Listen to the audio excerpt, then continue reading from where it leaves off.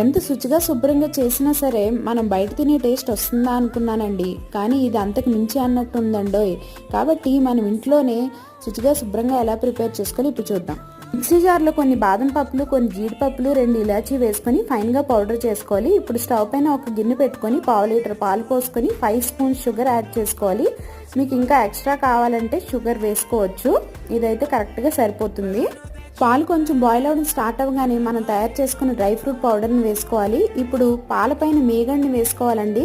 మనం పాలని వేడి చేసి ఫ్రిడ్జ్లో పెడితే ఇలాంటి చక్కటి మీగడ వస్తుంది, ఆ మీగడని వేసుకోవాలి. ఇది మాత్రం అస్సలు స్కిప్ చేయొద్దు.